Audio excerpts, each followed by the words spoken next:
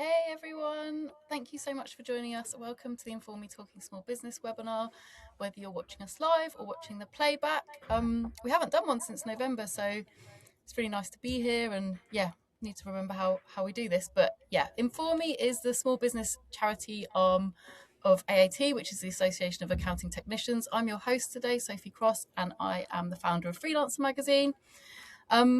Feel free to use the chat function. It'd be really nice if you said hello, where you're watching from, introduce yourself, and you can also use it as we go on today if you've got any questions, and I'll put them to Zara D, who is our guest today. Zara D Hannay, thank you so much for joining us. Thank you. Thank you for having me. Hello. You're very welcome. I'm so excited it's going to be a real confidence boost today, I think. You are a brand visibility mentor based in Leeds, down the road from me. Zara D helps talented freelancers who hate self-promotion show up with confidence, get seen for what they do best, and do more of what they love, a bit of what we all need. She was a trained actor. She's got 10 years of experience with clients, and she's an accredited coach. She loves supporting creatives to build confidence in showing up and growing a business that supports the life that they want. She also hosts a podcast called Success Behind the Scenes, which I want to ask you a little bit about later, which is where she shares honest conversations about the highs and lows of self-employment. So some of the points we're going to cover today and chat about today, the biggest barriers keeping business owners from being visible, how you can talk about your work confidently without feeling awkward. This is funny, isn't it? I'm stumbling over my words. How you can talk about your business confidently without feeling awkward. Top tips for staying confident and putting yourself out there. Common mistakes that small business owners make while trying to get noticed, and what we can do to boost our confidence. So this is going to be a great one, like a real nice, like motivational lunchtime session, I think. Just thank you again so much for coming along, giving up your time today and sharing all of your knowledge. I'm going to start. I was just going to do a little bit of full disclosure. So we met fairly recently, like a few months ago at a co-work space, didn't we? Yeah. I know you are a member of the magazine, thank you. But then we are now co-hosts together of a new co-work crew, which we're launching in Leeds. And I just wanted to give that a little cross promotion, because if you are someone who, works from home or works from an office space and wants a bit of a change of scenery, co-work crew are at different locations around the country. And Zara D and I are going to be hosting together in Leeds starting in April. You can check out co-work crew. I'll try and put the link in the chat. But we don't know each other that well yet because we haven't started hosting it yet.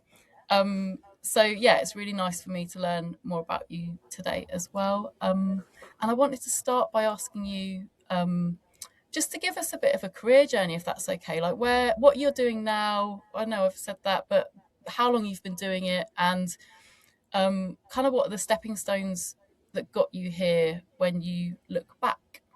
Yeah, sure. Thank you. Thank you for having me. So I initially started out in acting. So that was what I loved to do.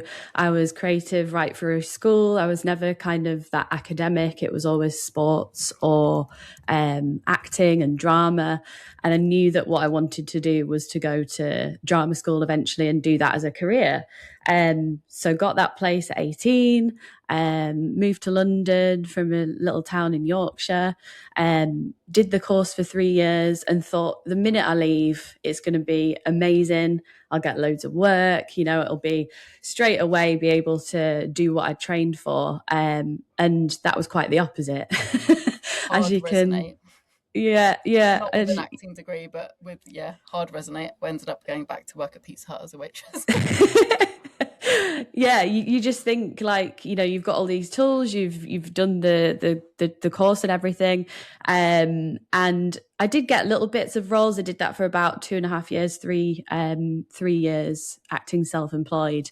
I just didn't know how to like get myself out there, put myself in the room with the right people.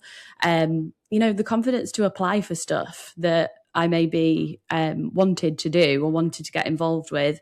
But because that lack of experience was there, that confidence wasn't there to kind of push myself. So I actually fell into after that, lots of different roles in sales, customer experience, marketing roles. And then my last role before I trained to be a coach was actually for a media marketing company in Leeds, who specialised in photography and video. And so it was still leaning on that creative side.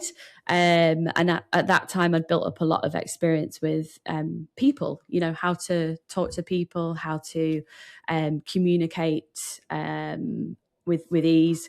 And from there, lockdown happened. So a big time to kind of reflect on where I was and what I wanted to be doing. And although I liked the role that I was doing, I just felt so unfulfilled. Like I wanted something more purposeful, something that I could really feel that I was helping people to achieve something that they wanted to do. And that's when I found coaching and decided to retrain. I think I was like just shy of 30 at the time, went back to retrain and did a coaching qualification, became a qualified coach. And from there, I didn't really know kind of who I was going to work with or what I was going to specialize in.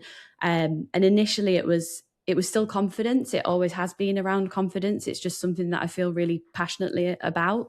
And then because of the role at the agency and my acting background, I just started working with more and more creatives, mostly visual creatives who are behind a camera, who are designers and photographers that love their craft, absolutely love their craft. But when it comes to actually promoting themselves and their own services, it can feel really cringe, really awkward. And I help them to try and communicate that with confidence and ease so that they can have lots of tools to be able to put themselves out there. So sorry, that was a long-winded, probably. No, it's great. And, it's funny how I feel like we sort of fight this, sometimes this kind of what direction we're going to go in or who we should specialize in. And sometimes the answer is always like when it comes, it's really obvious and you're like, oh, of course that should be my like target market and the people I want to work with. And I think sometimes we kind of fight that as well. It also makes so much sense to me.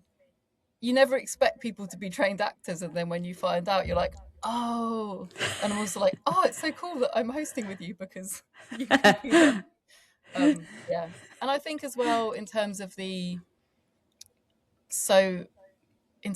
of sales, in my role, I always feel like that was the role that I just wanted to do the least, wanted to get involved in. It took me a couple of years to realize that actually it's just relationship building and talking to people. And when you start to flip it like that, you're like, oh, I actually really enjoy those things. Why wouldn't I enjoy sales? And especially if you have confidence in the service that you're offering, which we all, hopefully do, or need a little bit more, but you're not trying to sell people something that they don't need. You're trying to really took loads from that already. So thank you so much. And I was going to ask you sort of more specifically from your acting and as a trained actor, like what have you sort of borrowed from that helps with business visibility? Yeah. So I think like you were just saying there about sales and how it can feel, this least thing that we want to do. We don't want to feel like we're selling. And I think breaking that down, really selling is just listening. It's listening and responding to what that person is wanting. And that's very much leans back on acting. You're listening and responding in the moment to that person.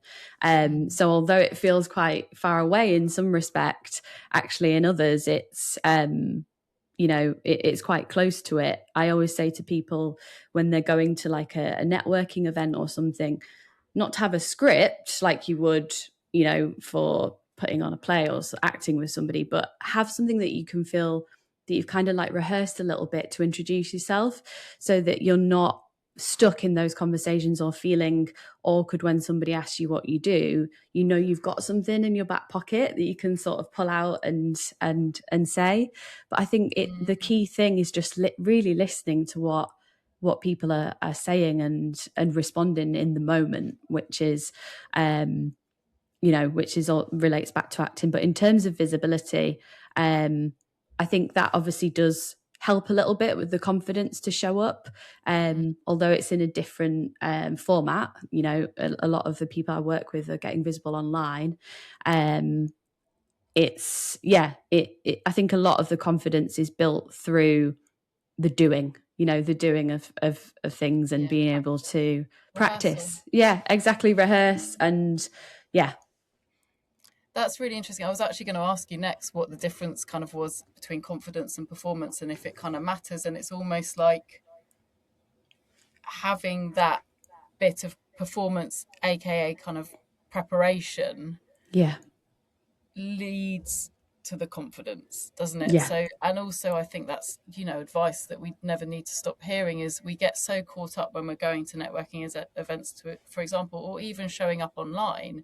What am I going to post? What am I going to say?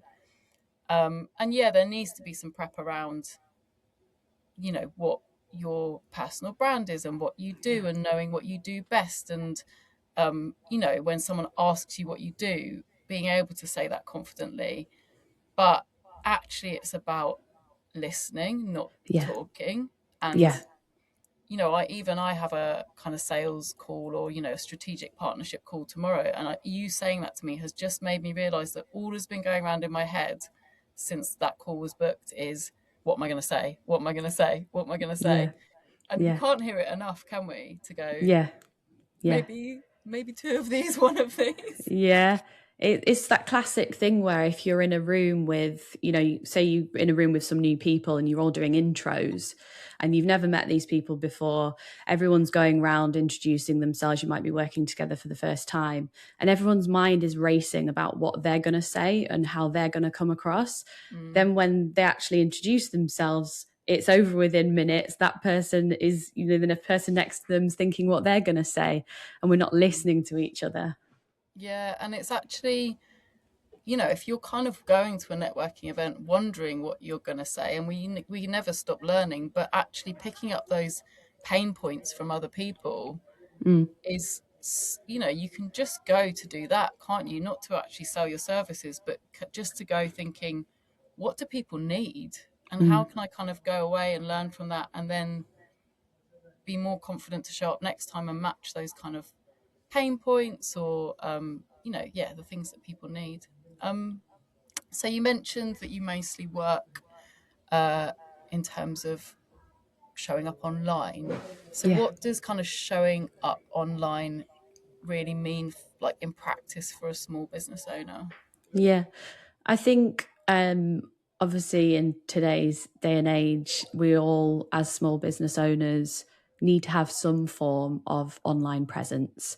I think you probably know, when you've been looking yourself at maybe even going to a restaurant, or, you know, doing something completely unrelated. Me, myself, I'm checking up online, seeing, you know, what they've been posting and things like that.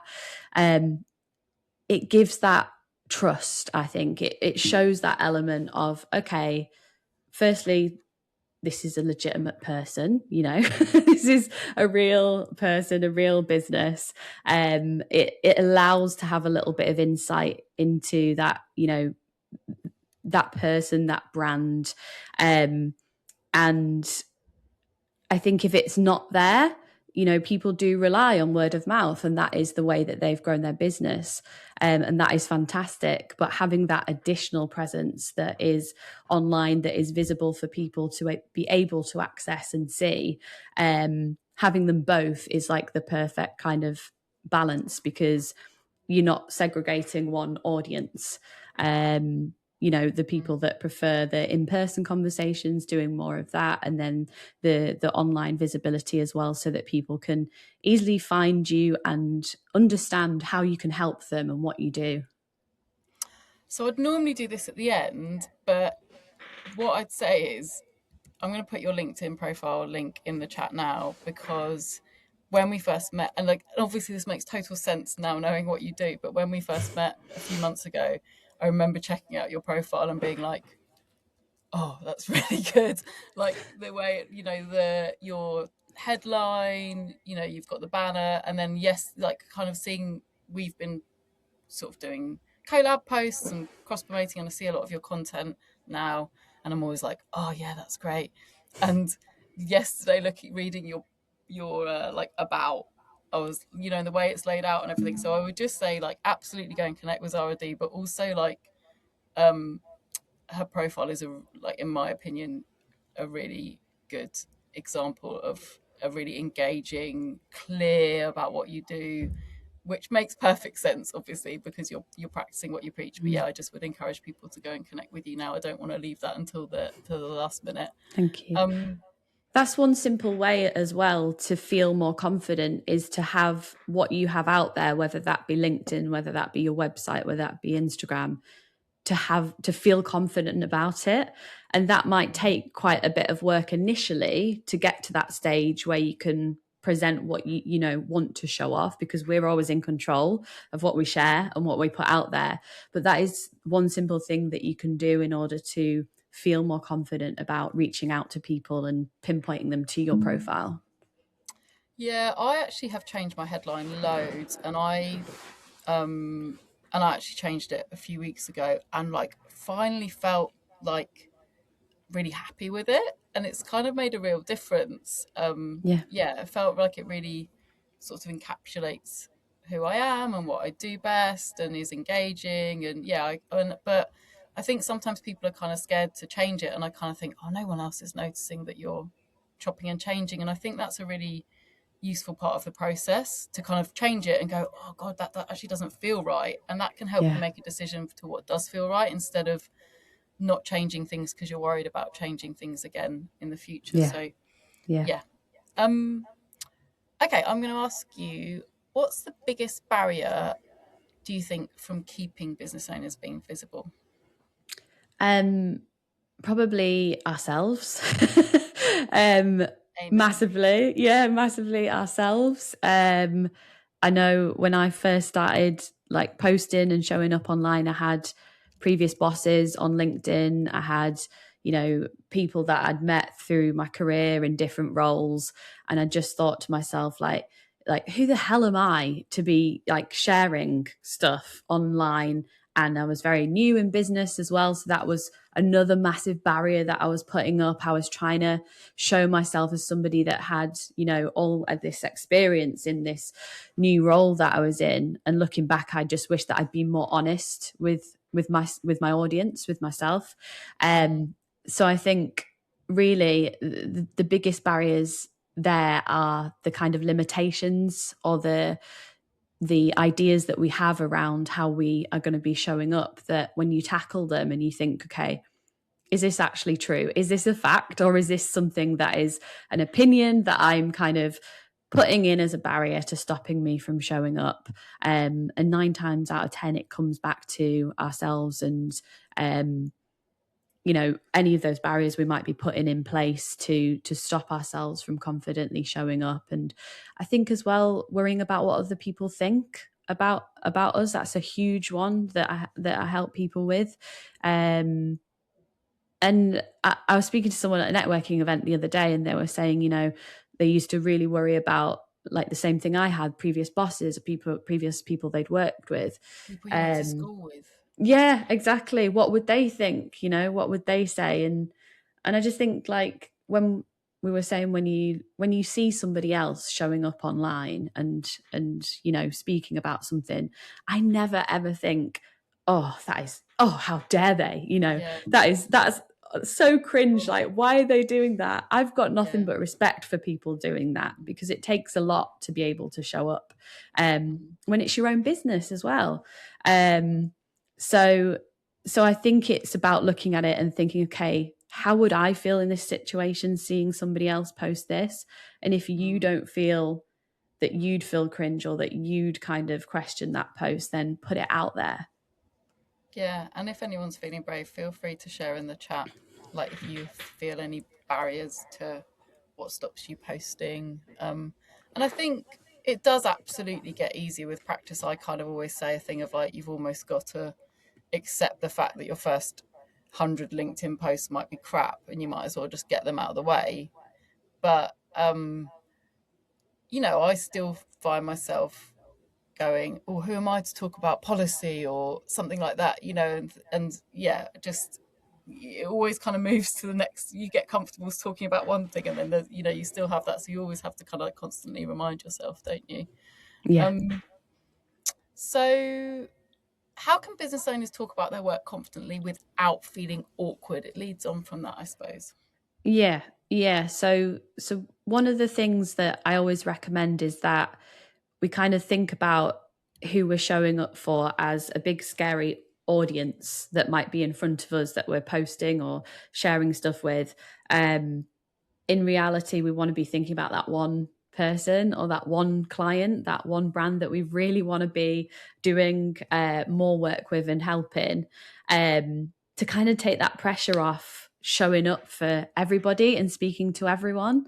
There's that phrase where if you're trying to show up to everyone, you're not appealing to anyone because it's too vast. But I think also from a mindset point of view, the pressure that puts on you, to think that you've got to please everyone, that you've got to be, in the limelight, showing up for everybody. I say to people, think about, that client or that person you've worked with that you really loved working with, that you really enjoyed, and you want to do more of that work with that person and focus on speaking to them, have them in mind when you're showing up. I'm sorry, I've forgotten the question, Sophie. No, it was good. You've definitely covered it. I was going to say it's a really good advice for email. Someone I know, Iman Ismail, who's a specialist kind of email conversion strategist, and I watched a YouTube video of her once, and she was like, write your email, it should be like for one person saying one thing with one message, with one call to action. And when I'm writing emails, sometimes like marketing emails, I'll think of someone in our community, and sometimes I'll put like, hey Tom, and then pretend I'm writing it to that person that I know, and then delete their name hopefully at the end, remember to. So yeah, I think that's such a good kind of plan for posting as well. It just makes your messaging more personal as well, and more thought through, instead of like trying to be really generic. Because I know that, when I used to run another little business, and you have this database where you're conscious that like your mum's signed up and your ex-employers signed up and all this, and then you start getting in your head going, oh, but I'm writing it for this person, this person, this person, and it just gets silly at that point, doesn't it? Right, I've got a question from the audience. Oh, I think lovely. It's a question. It's really long, so I can't read it. We're just going to find out live. Okay. I'm a trained actor, but as an artist, I find it very exposing to networkers myself. I don't want to fake it until I make it.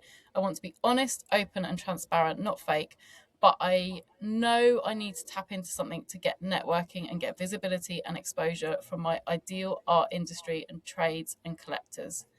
It's a marketing issue holding me back. It's the imposter syndrome mentality. So have you got any advice there for trained actor, but as an artist, I find it very exposing to network myself. And I guess, maybe this kind of leads into a question as well in terms of, what advice have you got for people who are maybe kind of naturally quite introverted as well? I mean, obviously, you can be really confident in some ways as well, can't you? I think like I did a test once and I was 51% extrovert, and I was like, oh, it makes sense now. Because, some situations I'm so extrovert and others I'm not. But yeah, have you got any advice for kind of showing up like that? Yeah. So firstly, I think, is it Stuffy? The vulnerability there of, when we're acting or whatever and we're putting on a different character and then we're showing up as ourselves, it's two totally different things. And I completely sympathize with that. I completely get it. And I think one thing that I wished I'd done more of at the start was actually just reaching out to more people that had done what I wanted to do and surrounding myself with people that, similar networks and things that you want to be involved with. I was really quite surprised when I started reaching out to people and speaking to different people in the industry, and asking for advice, how willing people were to help and to have conversations. So I think one of the things there, I know you mentioned about going to networking events and things like that. That could be a great place for you to meet kind of like-minded people that are going through a similar thing. You know, like we say, a problem shared is a problem halved. You're not the only person that is feeling like that. Especially, you know, as maybe more of an introverted person, it can feel very sticky and very uncomfortable to show up and talk about ourselves. But what I would say is focus on, instead of yourself, focus on how you're actually, through your craft, how you're actually helping. What are the changes that are kind of happening through working with you? And a great way to be able to do that is going back through testimonials, comments, people that you've worked with previously. You know, what have they said about their experience of working with you? Often sharing that takes the pressure off you saying, I'm brilliant, I'm amazing. But you can give kind of like a case study of, okay, this is what the project was, this is what we worked on, and this is the feedback that I got from it. And that's kind of showing, this is how I can help you, you know, in real terms. I met someone the other day on a course, and I realised that every time she spoke, she facilitated workshops for founders, and she was always sort of saying, "Oh, we did this the other day," and she was like, and almost everything ended with like, "And this is the feedback we got was this," and I realised she'd obviously got into this habit of saying that, and it was really nice kind of proof that she'd always kind of got into that, like, "Oh, I did this, and someone else said this about it." So yeah, I think that's really great. And definitely start collecting it as well. I think, you know, a definite confidence booster. It sounds a little bit silly, but just having a folder like on your desktop or wherever that's kind of got feedback that you've gotten in there, comments that people have made, like, you know, just save it as like, you know, something like a happy file or something like that, where you can revisit if you're ever feeling low on confidence, to kind of boost yourself and think, okay, this is what impact and change my work has had. This is what people have said about it. Yeah, I've done that as well. Like when I started posting on LinkedIn and people would comment like, "Oh, I found that really helpful" or something, and I was like, "Oh, that makes me feel really good." You know, Yeah. that's really nice. Yeah, thank you so much for sharing that, Sophie. Oh, we've got a reply. That's helpful to reframe it and not feeling like you're being egocentric. Thank you. Oh, that's really nice. And Jay has also asked a really great question. I find branding myself in business is more difficult than branding the business on its own. I know I'll generate more leads when I can sell myself, but I find being in the limelight is difficult.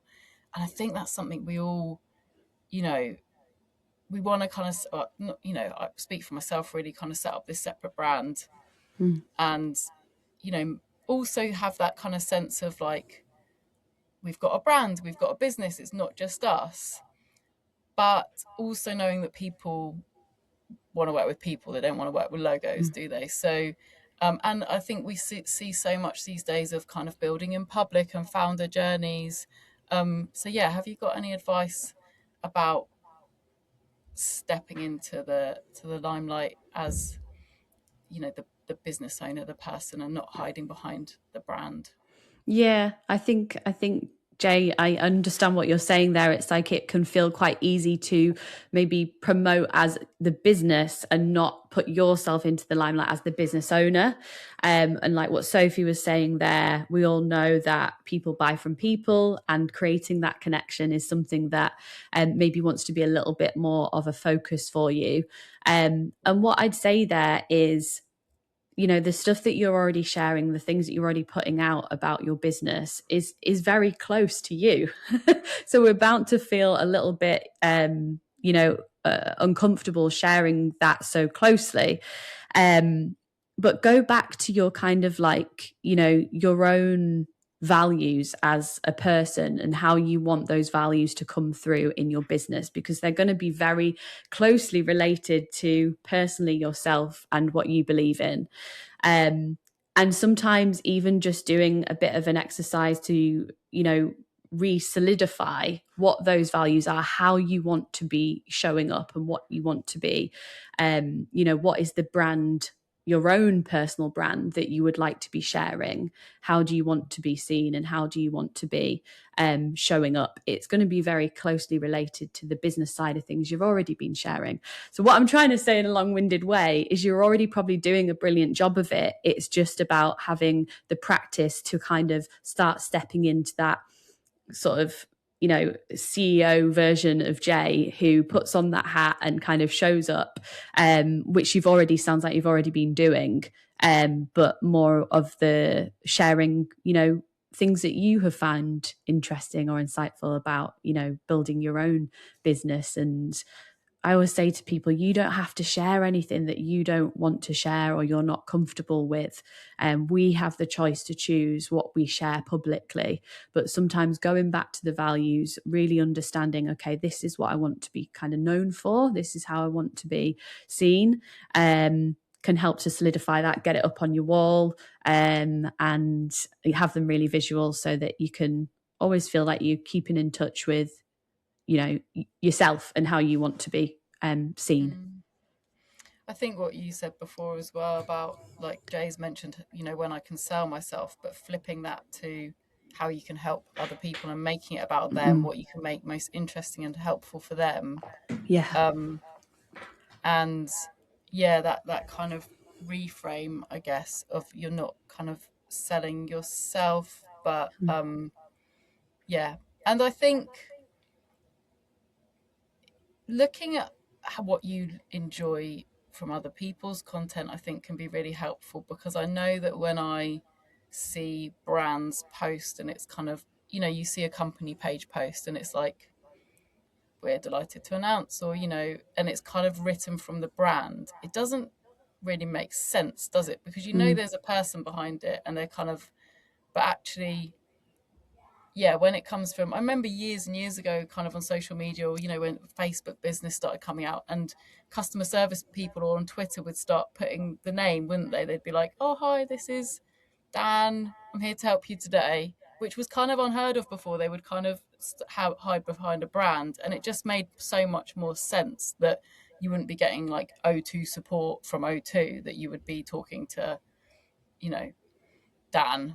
But so I think it's like looking at examples of what you like. And I think as well, we never fail to kind of forget that, we end up working with people because they're dog owners or like you say, it's kind of, it's up to you what you want to share. But I think, yeah, there's a lot of people that you end up working with, like, or going to a restaurant or getting a coach or getting an accountant because they've also got a camper van or something. And actually we kind of forget that it's those things that, yeah, really resonate with people, not like what our brand values are. I think that human connection, like that you're talking about, those little things that we can kind of bond with people over, and it might seem silly to be, sharing a picture of your dog or something like that, but I think that human connection, showing that your interests outside of the business as well, more and more so now with the kind of rise of AI and everything. I think the more human we can be, the better. Yeah, absolutely. I've seen a real shift in the last couple of months of people really leaning away from, all these kind of AI generated DMs and comments, and just really being really suspicious if it seems anything like that and doesn't seem really, really genuine. Steffi said as well, I've omitted talking in the we now, and I lead with I, as it makes it clear you're spinning all of the plates, but it makes it more human, which is really nice. That's Monica's a really common one, actually. Yeah, really nice. Yeah, I agree. Sorry, I was just thinking about that. And Monica's come in. I've got, what do you see as the biggest difference between being visible and being memorable, and how can a small business owner bridge that gap? Thank you for that question, Monica. Yeah, that's an interesting one, actually, and it's been something that I've been thinking about myself recently. And I think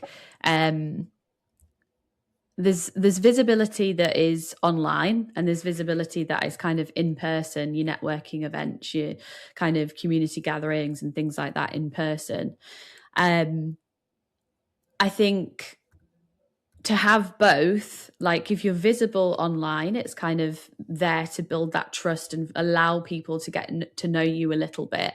And then actually meeting people in person as well gives them that extra kind of, you know, oh, I recognize you. I've seen your posts online, and now I'm meeting you in person and realizing, oh, you're a good person. You know, I know you. I think the trust that is there from both being visible on and offline is really important. But in terms of being memorable, I think that comes from, I know it sounds cringe, but sharing from your heart, like being kind of really true to yourself with what you're sharing and not being afraid to share opinions, share a different angle or thought that you have about things. And that obviously comes with time and building confidence around being able to show up more kind of authentically as yourself. But I think the way to be memorable is to not follow the crowd. It's to, you know, take the little bits of what you love to see from other people, but also keep your own tone of voice, your own way of, you know, your own personality. Make sure that is being put out there as well. That's what people remember. You know, the rise of kind of, like I was saying, AI and kind of generated posts and things like that. I think people can sense that now. So the more you can be kind of really, you know, real and yourself as possible when you're sharing things, that is going to make you kind of more memorable than just purely visible. And I think I've heard some people say, you know, if they're not confident, like writing isn't their top skill, for instance, like using Chat GPT to create posts. And I would almost say, write the post, like use First. Grammarly, Yeah. yeah, or use Yeah. it like to check, but try not to use Chat GPT to like write Yeah. a post for you. Yeah. Um, Another good tip for that as well, if people do kind of struggle with the writing side of things, is get your voice recorder on Google Docs or whatever it is that you use. You know, something you want to talk about or something you want to share, and actually stick the voice recorder on to pick up your text of what you're saying, so that it naturally hears how you're, you know, talking about something and what you're saying. And then you can use that and mold it into a shorter post using AI as a tool if you wish to, but it's already coming from your own language and your own way of speaking about something. There's also an app that is a bit of a crazy one. It some people like it, some people don't. It is called, where is it? The Most Dangerous Writing App, and that basically allows you to set a timer, whether it's like 3 minutes, 5 minutes, and you have to write continuously with whatever thoughts come to your mind, so your stream of thoughts. And if you stop, it deletes the text. So it doesn't allow you it doesn't allow you to overthink or like over edit yourself and your thoughts of what you'd want to say, because if you do, you just lose the text. So at the end of the 3 or 5 minutes, whatever it is, it stays visible there for you to kind of take and make what you want of it. Yeah, that's great advice. It's like was like a little app. Definitely going to try this out this afternoon. I was going to ask you, Jay's asked another question, but I'm going to come back to that in a second. I was just wanted to ask you how you help someone figure out where to show up, because there's like so many platforms or channels, and where to kind of put your time, and like online. We're like talking about online really, but that balance of online and offline, or real life as we call it. Where how do you help someone figure out where to show up? So I always try to find out from people what has worked for them previously. So what has worked previously will always be a good, you know, record of what's worked and what you can do more of. If it's somebody, however, that maybe hasn't showed up online previously, and is stepping into that as something that's new to them, I always say focus on one place. Don't overwhelm yourself with, right, I need to be on 5 different platforms, posting 7 days a week. Find that platform that is you like, firstly. It has to be something that you're actually going to enjoy. Maybe it's something you're already kind of using in your maybe personal social media as well. Something that you kind of feel comfortable with, that you like seeing stuff come up from other people on that platform. And then you want to kind of think about, okay, who is the brand, the client, the company, the person that you really want to be doing more work with. Find that person, that ideal client or that dream client you want to be working with, and then think, okay, so I know that that's now Jean, she works in marketing, and she, build that persona, and then think, okay, where are they actually hanging out? Where are they spending their time? Where are they looking? And so it's kind of like a blend of, okay, where would you like to be? What do you feel comfortable using? And is that a place where your kind of clients might be? And focusing on one at the beginning, as opposed to spreading yourself too thin, thinking that you have to be everywhere. If you want to, then you can start to build, onto different platforms and different areas. But firstly, just start by being consistent with one platform. Do you agree, Sophie? Yeah, I totally agree. And I think, different platforms have different kind of etiquette. So it's quite hard to chop and change between them. It kind of takes quite a long time to go, okay, this is what's working, and really commit. And I think, trying to post once a week or go on, whatever stage you're at, make it start really small. So if you're not posting at the moment, go online and connect with 3 people a week, or comment on 3 posts or something. Whatever stage you're at, I would say just kind of start. Don't ever kind of go, right, I need to start now and I need to post every day. Yeah. And it gets, you can get really burnt out from doing that, and it can feel good for a while. She speaks from experience. But yeah, I totally agree that choose one channel.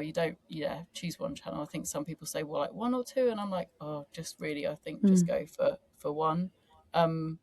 Another quick tip about that as well is keep a record of the stuff that you are posting and you are putting out there. Save it in a document, because you can recycle that later down the line.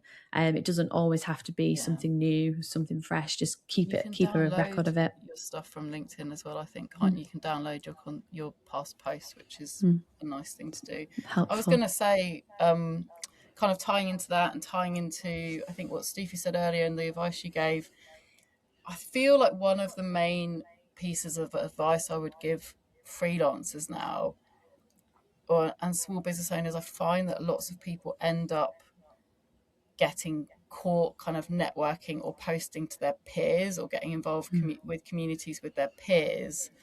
But actually, I think if you're new to networking, like the advice you gave is like, that's quite probably a really nice step into networking with people that are your kind of peers. And that I think, like you said, you will never fail to be surprised how generous people are with their knowledge, and how nice it is to hear that other people are in a similar situation to you.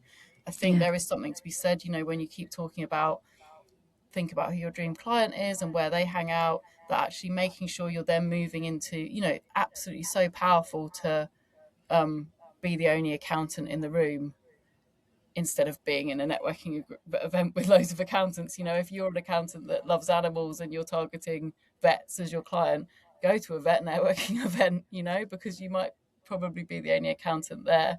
And actually leads on to Jay's question. Do you have any recommendations or hints on winning clients face to face that you really want, possibly at a local networking event or a local business meeting? Yeah. So I think going back to what we said at the very start, listening is the number one thing. Make sure you're listening and responding, and thinking about, what they're really saying and how you respond to that.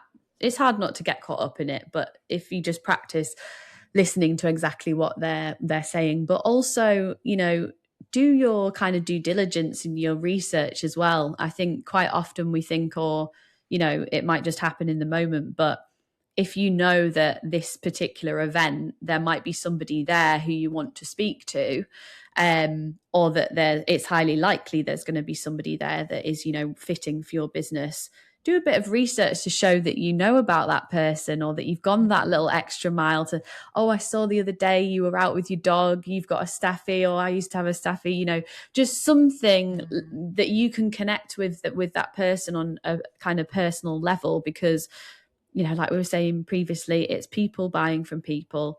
And I think it's always very nice as well if, you know, if you put yourself in the shoes of that person that you're wanting to work with, how good would it feel to, you know, for them to say, oh, I saw you did this, and, you know, show that you've done your research.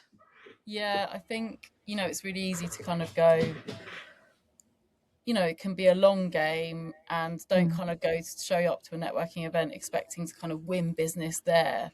But actually some really nice tactics, you know, without being too stalkery, and being genuine, you know, and kind of you can look at someone's posts and pretend it kind of popped up if you are connected. Or I think you can say like, oh, I saw you're going to be here, and something genuine. I do remember I went to a job interview years and years and years ago and looked at the profile of the person that was interviewing me, and I think they were like I don't know, like a Chesterfield FC fan or something. And I was thinking, oh, should I pretend I'm a Chesterfield FC fan? Just go into the job interview, like, oh, just kind of drop it in. And I thought, yeah, probably that would be a little bit, bit obvious. Too far. If you can find, I think that's such good advice in terms of listening and finding resonance. And also, you know, if you're meeting new people, connecting with them afterwards on LinkedIn, so it kind of goes the other way, doesn't it? And then you can look at their posts and drop them a message and say, oh, I really liked, you know, your recent post, or, oh, I saw you went to university in this town, that's where I used to live. I think, you know, that those kind of personal things are really, really nice. Whenever I meet somebody at a networking event, I never ever start the conversation with, what do you do? I always try to find some sort of common ground initially. And that might be as simple as, oh, did you get the train here? Are you local? Are you in Leeds? You know, it doesn't have to be about business straight away in there, you know, just find a bit of common ground with that person. You know, are you living in the same area? Do you, you know, the weather, you know, British, we're terrible with chatting about the weather, but it doesn't always have to be straight away. Okay, what do you do? What can I get from this conversation? Just have a conversation with somebody, not necessarily about the you know, business straight away. Yeah, and we're actually a really nice example of that, because we were having a sandwich together. I was like, oh, do you mind if I come and sit in the garden with you and eat a sandwich? And then I think you said you'd seen the magazine like 10 times, and you were like, okay, this is definitely the final, like, actually having a sandwich with Sophie is the final, like, sign that I need to subscribe. That's the classic in person and the online versus in person. Probably not the best ROI for me. Like, I'd have to, you know, I'd have to eat a lot of sandwiches as well, but I'm okay with that. But, you know, and then just having a sandwich together, it led to that. We then started doing, you know, hosting co-work crew. We're doing this today. And that never came from like us sitting down and having a conversation like, right, what could we do together? How could we work together? How could we collaborate? So I think it was what bagel are you having? Yeah, what bagel did you choose? Those bagels are really good as well. Shout out to Slow Rise. Horsforth. Okay, I'm going to throw not a curveball, but I'm just going to change the direction a little bit, because I did promise that I was going to ask you about your podcast. What's the most, I feel like I'm putting you on the spot, but give you a second, like, what's the most surprising thing you've learned from honest conversations on your podcast? So the podcast is all about how kind of success looks for people, and in the majority of people that I speak to on there are within the creative industries, and they have their own business. They're freelancers, small business owners, and I always ask the question around, okay, well, what does success look like? What does that actually mean to you with your work and your life? And I really thought when I started it, there's going to be so many varied answers and there's going to be so many different things that come up. And really, there's such like similarities of overarching things that kind of mean success to people. Yes, it can be different scenarios, but it's the things like, the simplest of things that we want and that can be defined as success for somebody. Being able to do something that you love and make money from it, being able to have the time to do things that you want to, that you enjoy, being able to, make your own decisions and have more kind of control over your work and things like that. So I think what's really surprised me about it is, just that we're all very kind of connected in that way. We're all we overcomplicate it, but as humans, those main drivers of what we want are quite similar. And I think that's such a good, it comes back to what you were saying earlier about how would you feel if someone else was posting? Are you ever looking at other people's posts going, idiot, or like, oh, their voice sounds awful? And I think if that is you probably need to have a little bit of a word with yourself. And actually, if as if you would not let someone who had that attitude stop you doing something in life, but 99.9% of people are just supportive and thinking, God, this person showed up. And I think that's the thing, isn't it? Like, we're all, sometimes when we're feeling anxious or, lacking confidence or not wanting to put ourselves out there, we sort of forget that this applies to everyone, really, and even if people are kind of on chapter 70 of their journey, not chapter 5, like I said, there's still things that you come back to. It does definitely get easier with practice, but we're all always having low confidence days and things like that. So I think just to remember that really most people are in the same boat with lots of things. Kind of on that, I was going to ask you, and this is definitely something that happens to me, like I said before when I gave the advice of don't try and post every day, because you'll be really good for 2 weeks and then you'll go, okay. But I was going to say, how do you handle the visibility hangover? So, you put yourself out there and it doesn't land the way you've hoped, and now you feel worse than before, or you've been you've been busy with client work and you've taken your foot off the gas and now you've lost the confidence to get back into it, or you've done what I normally do and post every day for 2 weeks and then burn myself out and then don't post for a month and just start overthinking it. So is there any way to kind of get over this overthinking monster? I think we can be very hard on ourselves and very kind of set these expectations of ourselves that are just unrealistic, from what we see other people doing or what we see, these kind of gurus saying, and we kind of feel like, that we have to do that to be successful. That's where it goes back to really personalizing it for you. Like, if you know that 4 days of your week you're out shooting or you're out doing something where you're not able to be at your computer doing a post, then work your kind of marketing and your content around that. We build habits through kind of adding them on to the habits that we've already got. So, is there something that you're already doing that you can kind of tag it along to? And if that means that realistically you can only show up once a week, show up once a week for 10 weeks, see what happens after that time. You don't have to, like you were saying, so if you go into it crazily at the start and be like, right, I'm going to post every single day. Find your own rhythm and find your own kind of way with it. And always remember, if you've got into a good rhythm, like you were saying, Sophie, you might have done it for 2 weeks straight and then you stop, or something happens in life that just makes you want to pull away from being visible and online. You can always go back to it, And the funniest thing I find, and I do it myself, is that people come back and they say, oh, I've been away for so-and-so amount of time, I'm back. How often do we notice, if that person is being, no one else is losing sleep apart from ourselves. Sophie on LinkedIn for a few days. I need to bring her up and check she's okay. I actually find that hilarious when people do that post. Like the thing, they stop doing it now, or it is nice as a kind of allow me to reintroduce myself. But yeah, I did find like people are like, I'm going to be on holiday. Yeah. Christ, like I wouldn't know if my partner was away for a couple of days. You on LinkedIn, but just be nice to ourselves, basically. Like, take the pressure off yourself and be a bit more kind to ourselves about how we show up. Yeah, and I think kind of coming back to, you saying about how you discovered your niche.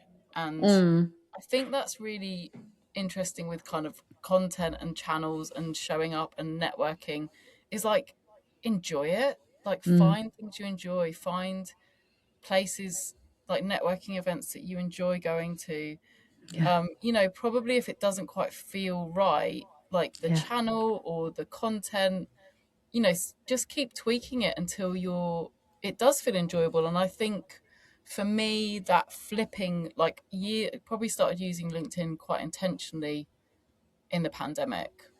And like that mindset shift from posting about myself to posting to help people and to give tips and advice was game changing for me. Absolutely game changing. And then getting comments of people going, oh, that's really helped, thank you so much. That helped the momentum. And I think if you can kind of enjoy what you're doing in every aspect of your business, and sometimes it is going, I really like networking event isn't for me today or this week or at the moment. And actually I think LinkedIn, if you kind of are not crazy about in-person networking, it can be a more gentle place to turn up sometimes, because you can dip in and out of it. It's written content, you're not having to walk into a room. So sometimes I think Gus Bandel, who we had on this webinar once, said it's sort of like one everlasting networking event, in which in one way sounds like hell on earth. And I know a lot of people think LinkedIn is hell on earth, but I think also it can be such an amazing channel. Like you were saying, like to be able to research people before you go to an event, to be able to find lookalike clients, to be able to find your dream client and find out what events they're attending. What a brilliant resource, that's free as well. So I think, there's been some really great tips of like practical tips today about, and as I've said that, I've looked at the clock and it's 2 minutes to 2, which is just absolutely crazy. And probably leads onto a really nice final question, which is, what one thing can someone watching today commit to this week to become more visible? Sorry, I and I was like, oh, that's it. I think what one thing can someone commit to become more visible this week? I think I've had this prepared before and my mind's gone completely blank, so I'm just speaking whatever comes to mind. I think we've also covered so many little points. Yeah, and you're probably now going, what was the one thing that I was definitely going to Gonna, say? gonna say. Well, I think leading on from what we were just talking about, the different platforms and finding enjoyment, if there's one thing you can do this week to kind of work on your visibility, is go out and have a little play, with the different platforms, or, have a little research about a networking event that you think might be good for you, or that there might be, like-minded people at. Start with the research side first. It doesn't have to be, an intro post or something straight away. Actually start by looking at what platforms might you want to get more involved with, what networking events might you want to show up at, do a little bit of prior research before you even start with the showing up. I think that's great. I have also been really enjoying pencil and paper recently for like planning and writing things down. So I think, get up and, maybe even shut the laptop down and, have a real think about connections you've got, or like, have just a little think to yourself, what you enjoy, who you enjoy working with, write down what's resonated with you from today. And also, I've just thought of it now. It's like one person, explain to them what you do and how you do it and who you help. Just have one conversation this week with somebody new to introduce yourself to, and that takes the pressure off, reaching out to a million people. Just have one conversation with somebody and start talking about what you do. Yeah, I agree. Like, we can't. Yeah, I mean, I'm still not brilliant at it. Probably, if someone said to me, "What do you do?" Oh, I'm just. Don't use the word "just." That's my tip. Thank you so much, and thanks to everyone that's come along today. Like, the chat's been buzzing. We've had loads of questions. I've kind of not asked about half of my questions because we've been doing that. I've put the link to your podcast in. I've put the link to connect with Zara D. Hannay. If you haven't got the link, then you can also search her and find her. I would definitely advise checking out her profile and connecting with her. And it's all that remains to be said is thank you again to our guest. Thank you again to everyone coming. And we'll see you at the next one. We've got one in March. Sophie Greenwood's going to be talking about time management and things like that. So that's going to be a really, really good one. She's amazing too. Thank you so much for having me. Bye. Bye.